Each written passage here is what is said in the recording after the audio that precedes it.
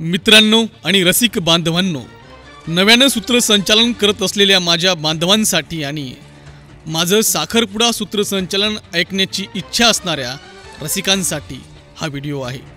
यामध्ये वरवधूंचा संपूर्ण परिचय, कथानक, विनोद चालवल्या दिलेले आहेत। अजून बरंच काही द्यायचं होतं, पण व्हिडिओ मोठा होत असल्या कारणाने देऊ शकलो नाही। तर व्हिडिओ पूर्ण नक्की ऐका व तुमच्या प्रतिक्रिया कळवा। धन्यवाद। शेवटी बरं का, ढाकणे परिवार व सूर्यवंशी परिवार यांचा साक्षीगंध सोहळा या निमित्ताने उपस्थित असलेल्या सर्व सज्जन गुणीजन अतिथींचं आणि ज्यांच्यामुळे खरंच घराला घरपण आहे अशा सर्व आदिशक्तींचं अर्थात ताई, दीदी, आई, वहिनींचं, चिसोका सायली आणि चिरंजीव ऋषिकेश यांचा साखरपुडा वांगनिश्चय सोहळा या प्रसंगी हार्दिक हार्दिक स्वागत आहे। आपणा सर्वांना नम्रतेची विनंती आहे, कृपया आपण बसून घ्यावं, स्थानापन्न व्हावं। माझा परिचय देत असताना सर्वांना सस्नेह नमस्कार, प्रणाम, राम राम। मी अंगद माणिकराव गरुड, निवेदक, सूत्रसंचालक परभणी तथा vocal voice artist AD recording studio Parbhani.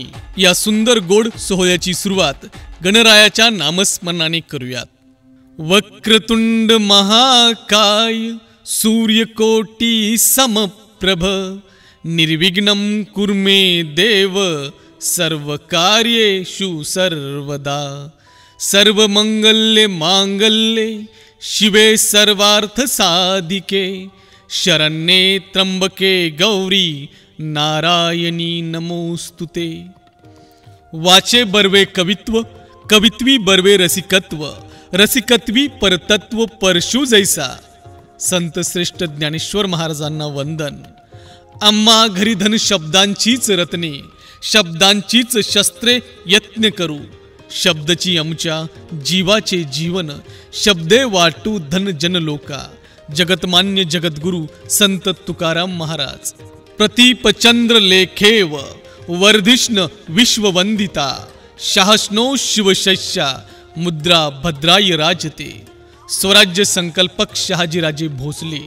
ज्या मातेनं हिंदवी स्वराज्याचं देखणं स्वप्न पाहिलं त्या राजमाता मासाहेब जिजाऊ। ज्या महापुरुषानं हे हिंदवी स्वराज्याचं देखणं स्वप्न सत्यात उतरिलं ते रयतेचे राजे कुलवाडी भूषण छत्रपती शिवाजी महाराज। आणि ज्या शूरवीरानं हे हिंदवी स्वराज्याची धुरा अंगा खांद्यावर पेलली ते छत्रपती संभाजी महाराज।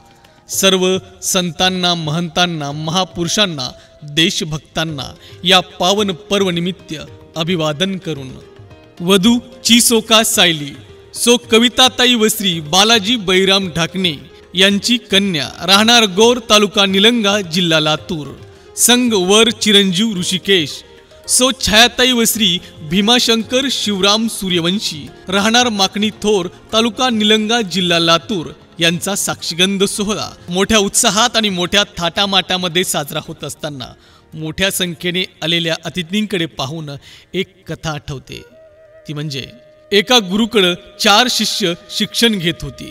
त्यांनी आपलं अध्ययन पूर्ण करून पूर्ण परांगत होऊन सर्व विद्येमध्ये ते आपापल्या गावी परतले। 20-25 वर्षांनी ते एकत्र भेटले आणि त्यांनी एकमेकात चर्चा केली आणि म्हटले, चला आपण एकदा आपल्या गुरुला भेटूया आणि आपली काय प्रगती झालेली आहे ती गुरु पुढे सांगूया। मग ते निघाले आणि गुरुच्या आश्रमात गेले। गुरु बसले होते, गुरूंना भेटले, गुरुचं दर्शन घेतलं आणि गुरुनं त्यांना ओळखलं। म्हटले, अरे वा, तुम्ही आलात, बरं पहिले मला सांगा की तुम्ही तुमच्या आयुष्यामध्ये काय केले, तर काय कमावलं ते सांगा। त्यावेळेस पहिला शिष्य म्हटला, गुरु मी एवढा पैसा कमवलाय की 12 पिढ्या बसून खातील, 13व्या पिढीची फक्त चिंता आहे गुरु। अरे म्हणले गुरु, बरं बरं। दुसऱ्याला विचारलं, तू काय कमवलं? त्यावेळेस म्हणतोय, गुरु माझा रुबाब दबदबा आहे समाजामध्ये, लोक मला भितात, अनेकांना मी यमदमही पाठवलेला आहे गुरु। गुरु म्हणले, बरं बरं, तू दरारा कमवलास? हो हो म्हणला, बरं। गुरुनं तिसऱ्याला विचारलं, तू काय कमवलं? तो म्हटला, गुरु बघताय ना माझं पिळदार शरीर, कसं पिळदार शरीर कमवलंय मी, तर रोज 1000 उठक बैसक आणि 1000 सूर्यनमस्कार काढतो गुरु, असं शरीर कमवलंय। तुम्हाला कोणी त्रास दिला तर सांगा गुरु, एका चापटत त्याला मी यमाच्या घरी पाठवतो, असं शरीर कमवलंय मी। गुरु हसले, म्हणले, बरं बरं बरं, तू तुझं शरीर कमवलंस. मग गुरुने चौथ्या शिष्याला विचारलं. त्यावेळेस तो हात जोडून नम्रपणे म्हणाला, गुरुदेव, तुमच्या आशीर्वादाने सर्व काही सुखी संपन्न आहे. सर्व काही आहे गुरु. काय कमवलं काही सांगता येणार नाही, पण एक नक्की तुमच्या आशीर्वादानं कमवलंय, ती म्हणजे मी माणसं कमवलेत गुरु. माझ्या सुखदुःखामध्ये एका हाकेत ती धावून येतात.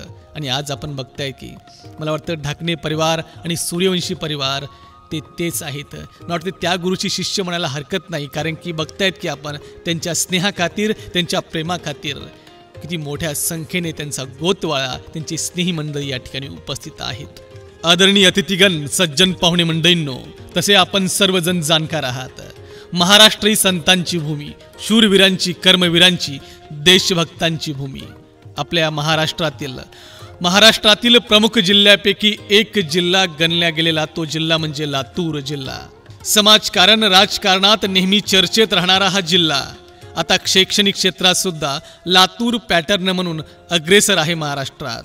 या लातूर जिल्ह्यातील निलंगा तालुक्यातील गोर येथील प्रतिष्ठित नामांकित ढाकणे परिवार, होय ढाकणे परिवार, आणि या परिवारातील आदर्श भगवत भक्त व्यक्तिमत्व, आदर्श शिक्षक सन्माननीय श्री बालाजी बैरामजी ढाकणे यांची सुंदर सोज्वल कन्या चिसोका सायली संघ याच लातूर जिल्ह्यातील तथा या निलंगा तालुक्यातील माखणी थोर येथील प्रतिष्ठित नामांकित सूर्यवंशी परिवार, होय सूर्यवंशी परिवार. आणि या परिवारातील आदरणीय सन्माननीय श्री भीमाशंकर शिवराम सूर्यवंशी यांचे देखणे राजबिंडे चिरंजीव ऋषिकेश यांचा हा साक्षीगंध सोहळा साखरपुडा.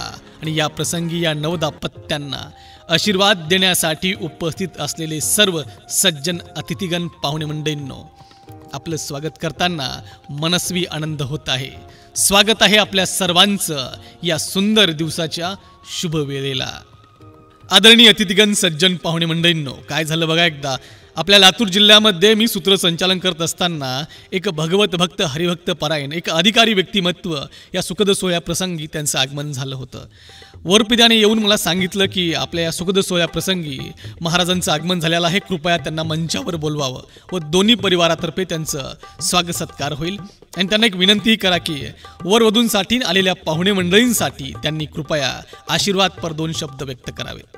महाराजांना विनंती केली. महाराज मंचावर आले, त्यांचं स्वागत सत्कार झाला. आणि महाराजांना मी परत एक विनंती केली. महाराज म्हटलं, वरवधूंसाठी आणि आलेल्या पाहुणे मंडळींसाठी आपण कृपया आशीर्वादपर 2 शब्द व्यक्त करावेत, आपल्या शुभेच्छा द्याव्यात.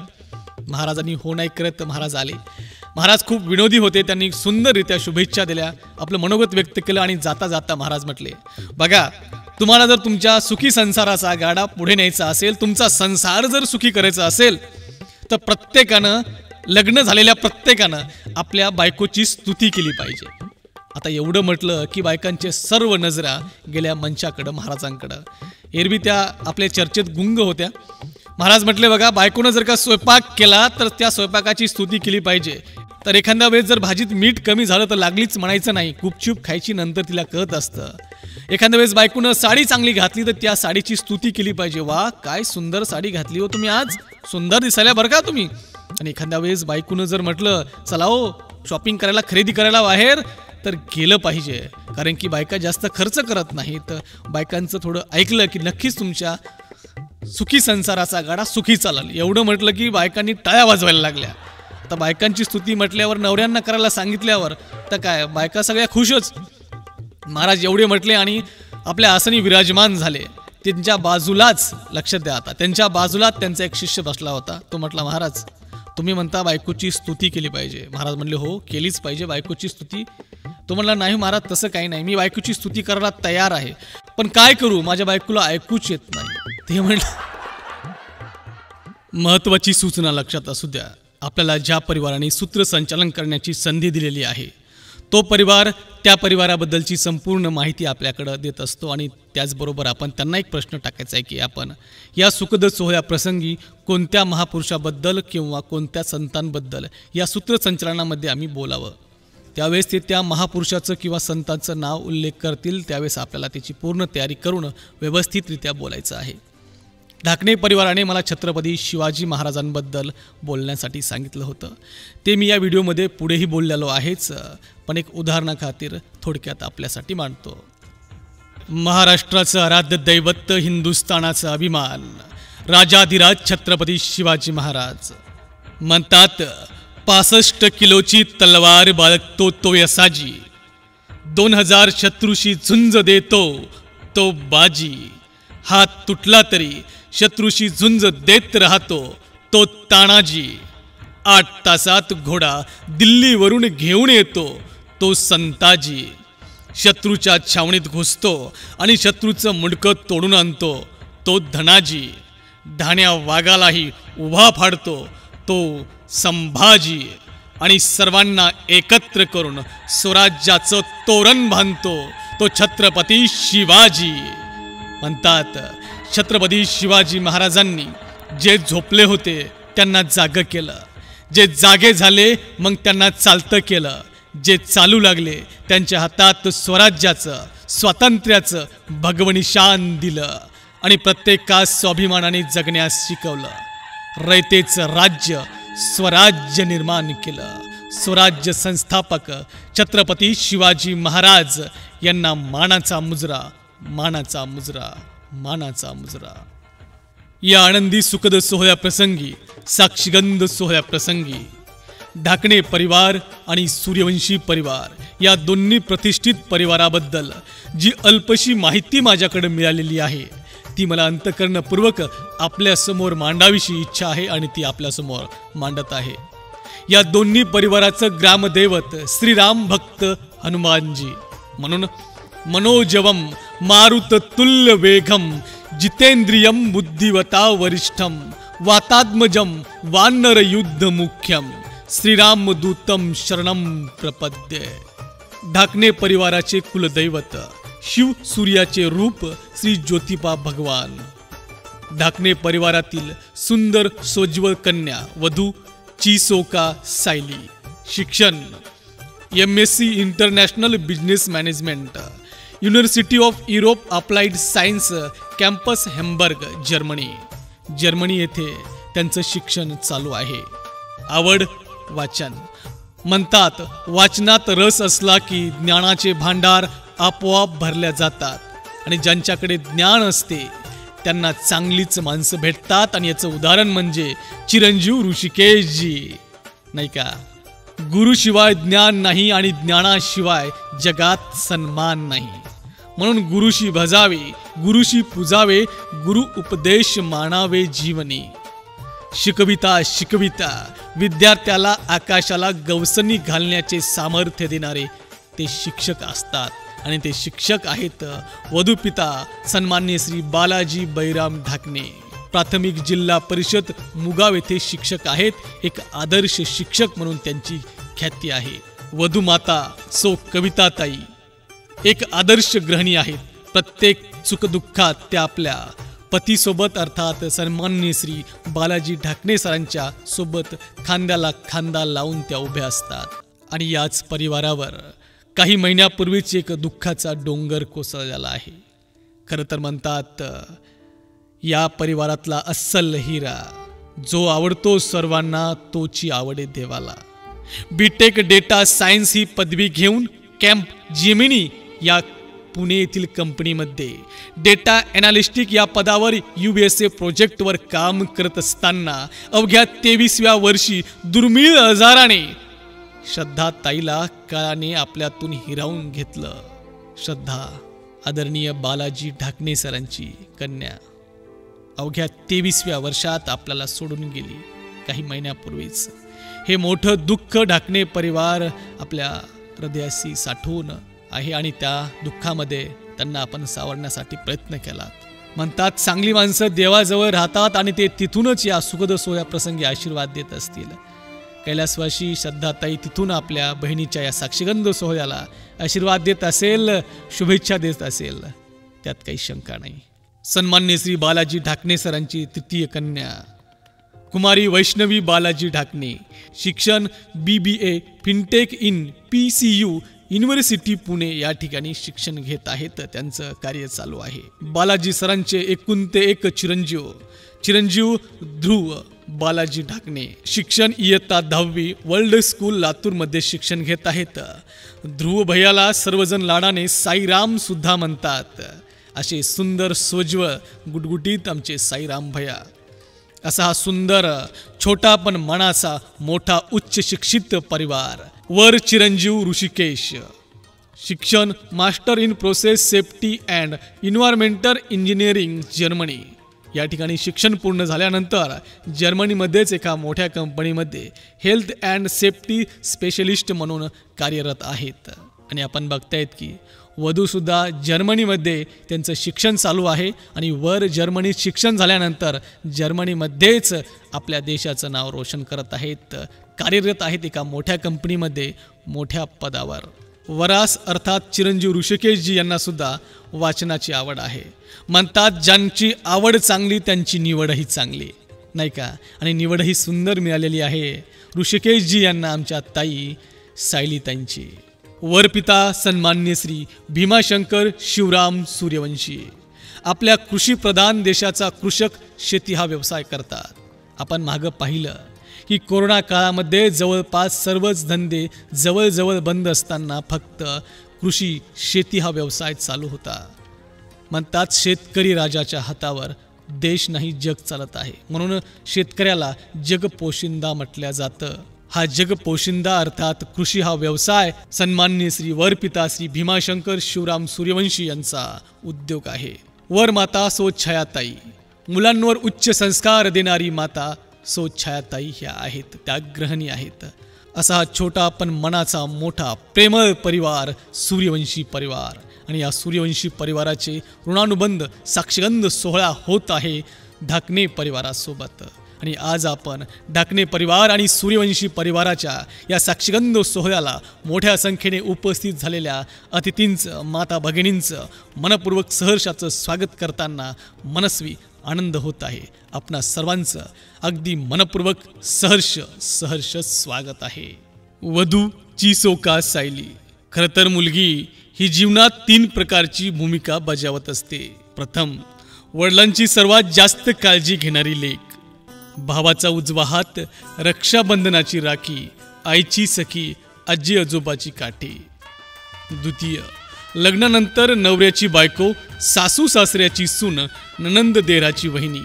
आणि तृतीय म्हणजे मुलांची आई, नातवांची आजी. अशी ही तिहेरी भूमिका साकारणारी एकमेव मुलगी असते. जिच्या नावे 9 दिवस उपवास केले जातात ती संतोषी. आणि शिवसुद्धा जिच्यामुळे अपुरे आहेत ती शक्ती म्हणजे एक स्त्री आहे.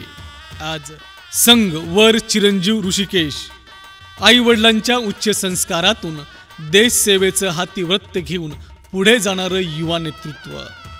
खरं तर मी नेहमी म्हणतो युवा वय हा कर्तृत्व नेतृत्व गाजवण्याचा काळ, नव्या उमदीने जिद्दीने शिखरे सर करण्याचा काळ, आई वडिलांचे कुळाचे नाव लौकिक करण्याचा काळ, इतिहास घडवण्याचा काळ. आणि ती संधी यशस्वीरित्या हाताळत आहेत, नाव लौकिक मिळवत आहेत चिरंजीव ऋषिकेशजी. यांच्यासाठी म्हणावंसं वाटतं आँखों में खुशी लबों पर हसी गम का कोई नाम ना हो. आँखों में खुशी लबों पर हसी गम का कोई नाम ना हो. उपस्थित तुम्हा सर्व अतिथींच्या आशीर्वादाने चिसोका सायली और चिरंजीव ऋषिकेश जी को ईश्वर इतनी इतनी खुशियां दे जिनकी कभी शाम ना हो. या साक्षीगंध सोहळ्यात पाहुणे मंडळींना कोणत्याच प्रकारची कमतरता भासू नये म्हणून गेली अनेक दिवसापासून अहोरात्र कष्ट घेत आहेत वधूपिता श्री बालाजी बळीराम ढाकणे यांच्यासाठी. असे एक एक करत अनेक दिवस धावपळीत निघून गेले. सुखाचा क्षण समीप असता मन भरून आले.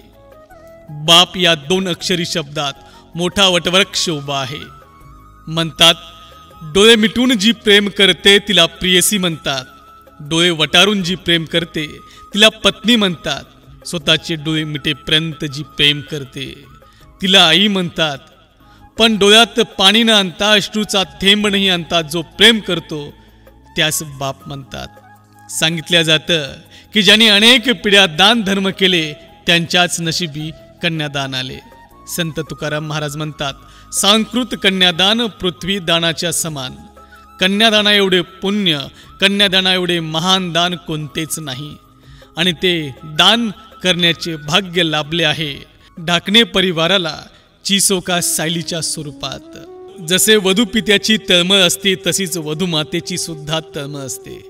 कोण राहिलं, कोण आलं नाही, बस्ता बरोबर आलाय का, म्हणजे बाहेरचं नियोजन वधूपिता पाहतो तर घरातलं नियोजन ही वधूमाता पाहत असते. त्या वधूमातेसाठी कविताताईंसाठी खरं तर आई म्हणजे घराचा आधार, घराचं घरपण. ती 4-5 दिवस नसू द्या कसं विस्कटून जातं घराचं सारं व्यवस्थापन. घरातील प्रत्येक अडचणी ती अगोदर जाणून घेते. सर्वांच्या दुःखात ती लवकर आपलीशी होते. सुखात मात्र तुम्ही करत शेवटी येते ती आई असते. एक कवी म्हणतो, लिहू कसं मी आईसाठी, पुरतील एवढे शब्द नाही कोठे. आईवर किंवा आईसाठी लिहिण्या इतपत माझे व्यक्तिमत्व नाही मोठे. देवाची पूजा करून बघ आई मिळत नाही, पण आईची पूजा केली तर देव भेटल्याशिवाय राहत नाही. याचं उदाहरण म्हणजे पुंडलिकाने आई वडिलांची सेवा केली आणि त्या परब्रह्माला विठ्ठलाला विटेवर येऊन उभा राहावं लागलं नाही का.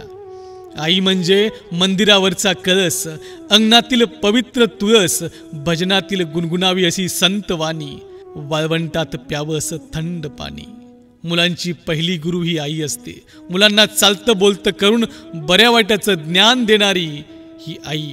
आणि अशा या आनंदाच्या क्षणी कविताताई सर्वात जास्त आनंदी असतील. त्यांच्या आनंदाला पारावार नसेल यात काही शंकाही नाही. खरं तर या आनंदी सोहळ्यासाठी वेगवेगळी कामी बाजूला सारून दोन्ही परिवाराच्या विनंतीचा मान राखून आपण उपस्थित आहात. बहुतांश पाहुणे मंडळींना सोबत होम मिनिस्टर सहचरणीलाही सोबत आणावे लागले असेलच नाही काय. कारण दोन्ही परिवाराची विनंती स्वरूपात अटच तशी होती. श्री नारायणाने लक्ष्मीसह किंवा महादेवाने पार्वतीसह सोबत जोडीने यावे. म्हणजे दुप्पट काम बाजूला सारून दुप्पट खर्च करून आणि विशेष म्हणजे नॉनस्टॉप कुठेच न थांबता क्षणाचाही विलंब न करता आपण उपस्थित आहात. उपस्थित झालेल्या पाहुणे मंडळींचं अर्थात समस्त अतिथींचं, माता भगिनींचं मनपूर्वक सहर्षाचं स्वागत आहे. खरं तर तुम्हा सर्व जोडप्यांकडे अर्थात लक्ष्मी नारायणाच्या जोड्यांकडे पाहून, सर्व अतिथींकडे, माता भगिनींकडे, पुरुष बांधवांकडे पाहून एक प्रसंग आठवतो. तो प्रसंग असा बघा, खूप मजेदार आहे. असंच एक जोडपं लग्नाला जात होतं. नुकतंच 10-15-20 दिवसापूर्वी त्यांचंही लग्न झालं होतं. पहिल्यांदाच हा सासरवाडीला लग्नाला जाणार होता म्हणून सकाळी लवकरच उठला. लवकर उठून दोघांनी तयार झाले आणि निघाले मोटरसायकल घेऊन लग्नाला. निघाले आणि काही अंतरावरच यांची गाडी बंद पडली. तिथून काही पुढे अंतरावरच याची सासरवाडी येणार होती. पण कराव काय, गाडी अलकडच बंद पडली. याच्या डोक्यात विचार यायला लागले, आता बायको काय म्हणेल, चांगलीच चिडेल बायको म्हणेल पहिल्यांदा सासरवाडीला चाललेत, काय खटारा गाडी आणली, काय तुम्हाला कळतं का नाही, सासरवाडीला जायचं म्हणल्यावर चांगली गाडी आणाव का नाही. तिथं सर्वजण आपल्या दोघांची वाट पाहत असतात, त्यात ही गाडी इथंच बंद पडली. काय माझं नशीब पुटकं, त्यात ही गाडी पुटकी. काय हा डोक्यात विचार करत असेल आणि मला काय म्हणेल याचा तो विचार करत होता. तेवढ्यात त्याच्या बायकोनं त्याच्या पाठीवर हात ठेवला आणि म्हटली, काय हो, कसली काळजी करताय, गाडी बंद पडली का. अहो बघा ना, तुमच्या मागं किती धावपळ असते हो, तशीच त्या गाडीच्याही मागं धावपळ असते. रात्री तुम्ही 11:30 वाजता आला आणि आपण सकाळी लवकर किती निघालो. तेवढ्या वेळात तुम्हाला गाडीकर सुद्धा बघणं झालं नाही का. जाऊ द्या, काळजी करू नका, मला सर्व माहिती आहे. इथून थोडं पुढे गेले ना एक गाव येतं, तिथे एक गॅरेज आहे आणि आपण तिथं गाडी दुरुस्त करू आणि लग्नाला जाऊ. कसली काळजी करताय. बरं आता तिथपर्यंत जायचं म्हटल्यावर आपल्याला काय करावं लागेल, गाडी ढकलावी लागेल.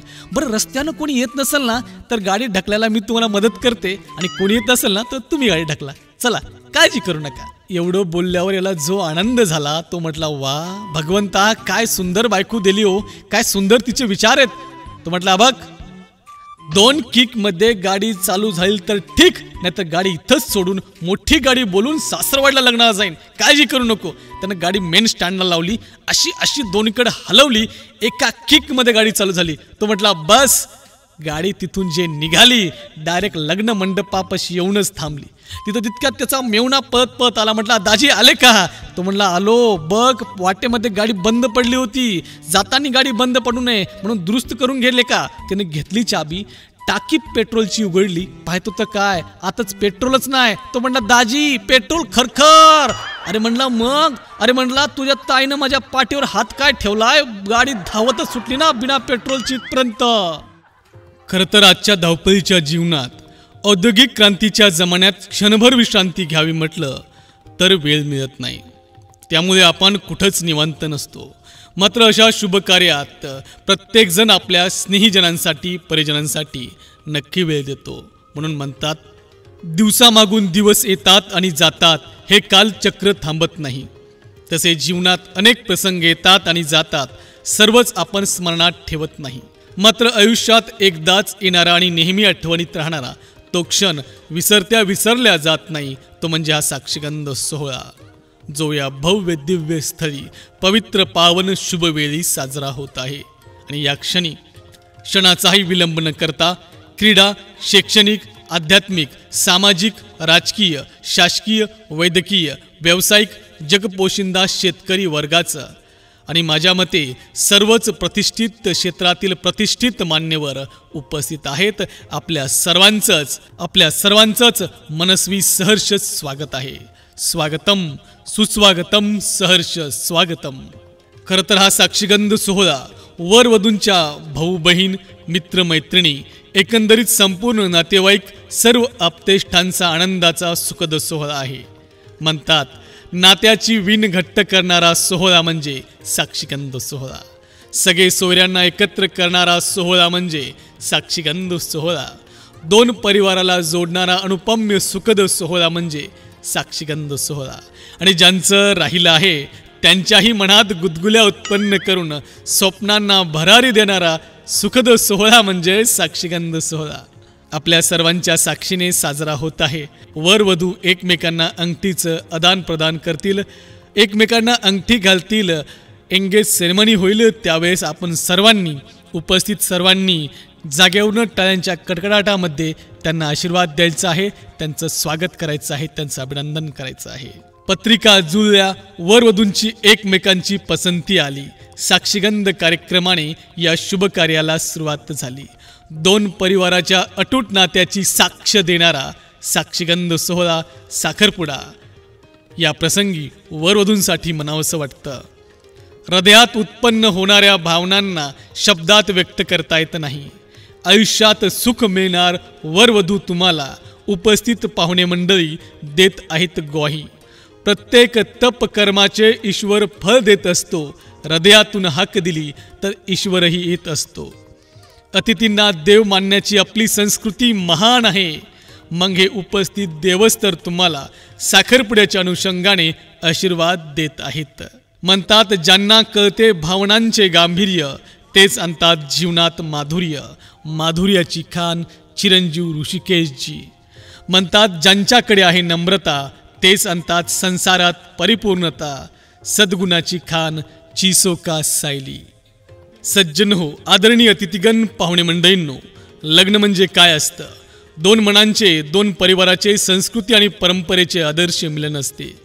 आपल्या हिंदू संस्कृतीमधील 16 संस्कारापैकी 15वा संस्कार तो म्हणजे विवाह. आणि यातील महत्त्वाचा टप्पा म्हणजे वांगनिश्चय संस्कार, अर्थात हा साक्षीगंध सोहळा, साखरपुडा, जो आज आपल्या समक्ष साजरा होत आहे.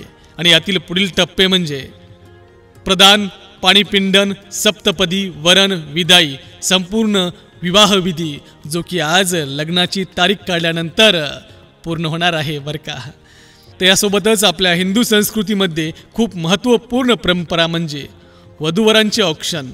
गंध, अक्षदा, विडा, रत्न, पुष्प याद्वारे ओवाळणी करणे. वधूची गोड खडीसाखर, फळ, धनधान्याने, खणनाराने ओटी भरणे. कपाळी हळदी कुंकवाचा टिळा लावणे. 5 सुहासिनी ओवाळणी करतात. अखंड सौभाग्य होती होण्याचा सात्विक स्वरूपाचा आशीर्वाद देतात. ब्राह्मणदेव मंत्रपठन करतात. इशाऱ्याने पूजेसाठी बसलेल्या यजमानास विधी सांगतात. समोर बसलेले पाहुणे मंडळी त्या विधीकडे लक्ष देत असतात. फोटोग्राफर बांधव हा क्षण टिपून ठेवण्यासाठी वेगवेगळ्या प्रकारे स्माईल प्लीज करत अनेक फोटो काढतात. खरं तर या ठिकाणी बँड वादक आनंदाने मोठमोठ्याने बँडही वाजवत असतात, कारण निरोप घेताना त्यांनाही त्यांचं बक्षीस हवं असतं. विशेषतः इथे सकोने वराची आणि करवल्याबाई वधूची काळजी घेतात. लक्षपूर्वक हा विधी पाहतात, कारण ज्यांचं राहिलं आहे त्यांच्यासाठी हा विधी खूप महत्त्वपूर्ण असतो. उद्या त्यांनाही याच्यातूनच जायचं असतं. एकंदरीत सर्वजण कामात गुंतलेले असतात. पाहताना सर्व निवांत वाटतं, पण एक मनात वादळ गिरक्या घेत असतं. आत कितीही ताण असला तरी हे दोन्ही परिवारातील मंडळी हसतमुखाने पाहुण्यांचं स्वागत करतात. यालाच तर पाहुणचार म्हणतात.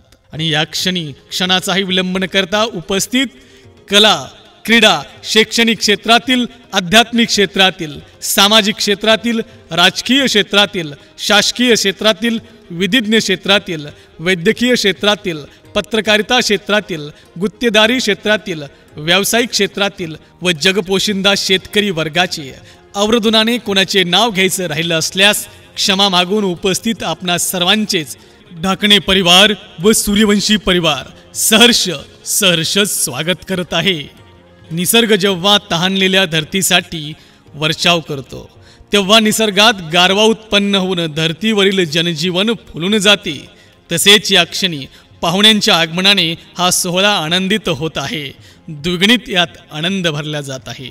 म्हणतात, पाऊस हा क्षणाचा पण गारवा कायमचा, भेट ही क्षणाची, मैत्री दोन जीवांची, मुहूर्त हा क्षणाचा, नाती आयुष्याची, आपला सहभाग तो क्षणाचा, आशीर्वाद राहील जीवनभराचा, आणि आपल्या आशीर्वादातूनच ओढला जाईल जीवनगाडा वधूवरा सुखी संसाराचा.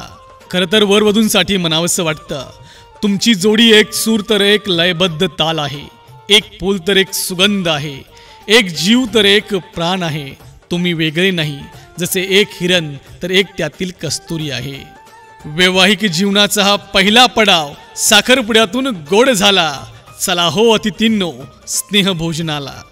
ढाकणे परिवार आणि सूर्यवंशी परिवार यांच्या विनंतीचा मान राखून उपस्थित सज्जन गुणीजन अतिथींना, माता भगिनींना विनंती आहे की आपल्यासाठीच सुरुची रुचकर भोजनाची व्यवस्था केलेली आहे, तेव्हा आपण जेवण करून अवश्य घ्यावं. जेवण केल्याशिवाय कोणीही जाऊ नये याची आपणास नम्रतेची विनंती आहे. तसेच जेवण झाल्यावर नक्कीच फोटो सेशनसाठी आपण स्टेजवर मंचावर यावं. साक्षीगंध सोहळ्याच्या सूत्रसंचालनाची समाप्ती करत असताना आपल्याला ज्यांनी ज्यांनी सहकार्य केलेलं आहे त्यांचं अवश्य नाव घ्यायचं आहे. त्यासोबतच उत्कृष्ट साऊंड सिस्टीम असेल, उत्कृष्ट मंगल कार्यालय असेल, उत्कृष्ट ब्राह्मणदेव असतील, ज्यांनी आपल्याला बोलू दिलं, मध्ये मध्ये डिस्टर्ब केलं नाही, एक सहज असं ज्यांनी ज्यांनी तुम्हाला सहकार्य केलं असेल त्या प्रत्येकाचं नाव तुम्हाला घ्यायचं आहे. आणि विशेषतः ज्यांनी तुम्हाला या सुखद सोहळ्याप्रसंगी सूत्रसंचालन करण्यासाठी आमंत्रित केलं आहे त्यांचा नाम उल्लेख अवश्य करावा. आणि बोलताना काही चुकलं असेल तर समस्तांची माफी मागून पुन्हा भेटण्याचा योग येईल या अपेक्षेने थांबावं. धन्यवाद.